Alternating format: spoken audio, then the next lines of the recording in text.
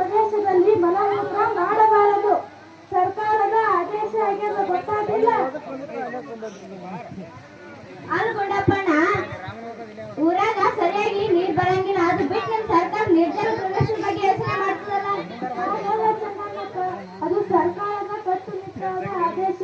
ಇದನ್ನು ನಾವೆಲ್ಲ ಪಾಲಿಸಬೇಕು.